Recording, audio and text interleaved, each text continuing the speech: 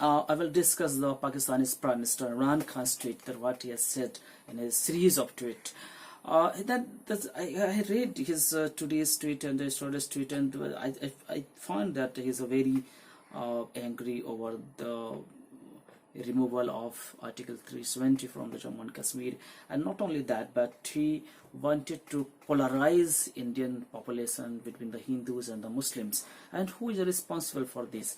Not only the Imran Khan, the Pakistani Prime Minister, trying to polarize the population on the ground of religion, but the Indian political parties such as Bahujana Samaj Party, the Left Party, Samajwadi Party, Rashtriya Janata Dal, Congress, and others also, they try to polarize Hindus and Muslim on this issue. You see, the many of my audience can surprise at why I had said about the BSP.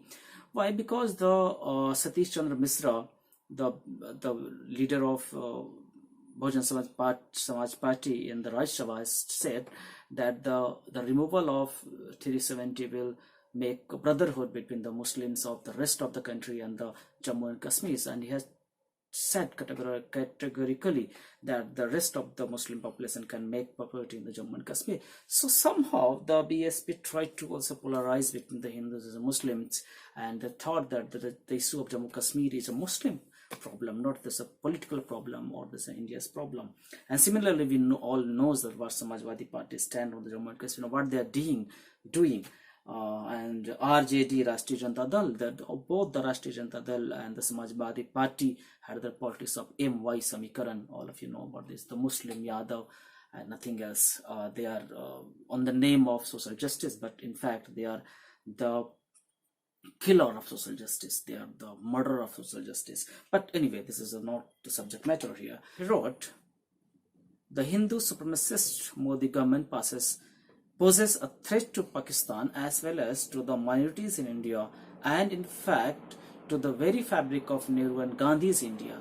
To understand the link between Nazi's ideology and the ethnic cleansing and genocide ideology of RSS BJP founding father, just Google. He's just saying that Google it, that the founding father of RSS and BJP, they are genocider, they are ethnic cleanser, and their ideology is a Nazis. Now, from where the Imran Khan getting these ideas? I will come later on.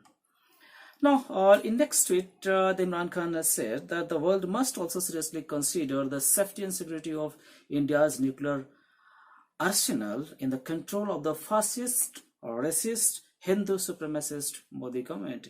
This is an issue that impacts not just on a region but the world. And on the next tweet, he is saying the same thing but in different words. The already 4 million Indian Muslim faces detention, camp, and cancellation of citizenship. World must take note as these genesis out of the bottle, and the doctrine of the hate and genocide with RSS guns on the rampage will spared unless the international community act now to stop it. On the next tweet, he is saying that India has been captured as Germany had been captured by Nazis, by the fascist, racist, Hindu supremacist ideology and the leadership.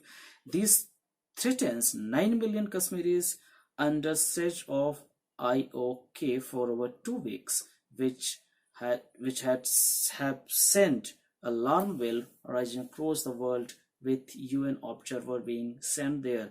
By IOK, he mean Indian occupied Kashmir. Yesterday, he wrote some tweet on Security Council meeting, but on the 15th August, instead of some courtesy to wish the India's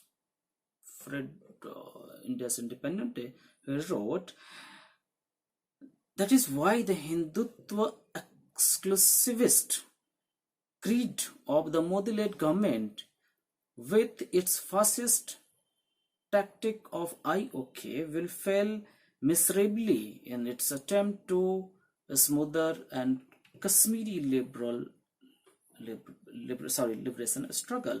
And in the second tweet, the fascist Hindu supremacist Modi government should know that what is the arms and military and terrorists can be defended by the superior forces, history tell us that when the nation united the freedom struggle and does not fear death, no force can stop it from achieving its goal. Now, in the 15th August tweet, the Imran Khan saying very clearly that what he want to do and what is his ideology.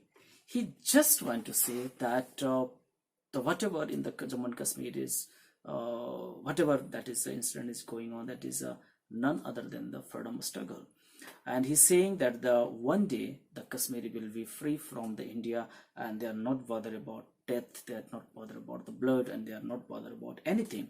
And at the same time he's saying that there's a India, we have the Hindu fascist, racist, and so on so comment. Now, what Imran Khan wanted to say, whatever Imran Khan is saying actually has already been said by the Indian leftist forces, the Indian leftist parties, the so-called other parties, the activists, and so on. So I think that the idea of calling the Indian state as a fascist state is a borrowed or copied, or we can say the inspired from the Indian leftist party and the so-called progressive front. Now here we must take very seriously that what Imran Khan has said and what other are saying in India. In the 4 days before, the Jain Raj and Kavita Krishnan has brought one documentary, the so-called documentary on the Kashmir, which is not showing any face, and has raised the question that how can you say that this is a documentary? You can shoot it anywhere, even in Delhi, and you can say that this is a Kashmiri people. Had made that video on that subject, so you can say this. Now, the question is that those who are opposing the articles, the removal of Article 17 on Jammu and Kashmir, they must also address what Imran Khan had said. This is my question, and this is my desire also. Now I can say that whatever our parliament did, they did very well, and we must condemn the Imran Khan's statement on the Jammu and Kashmir. Bye bye.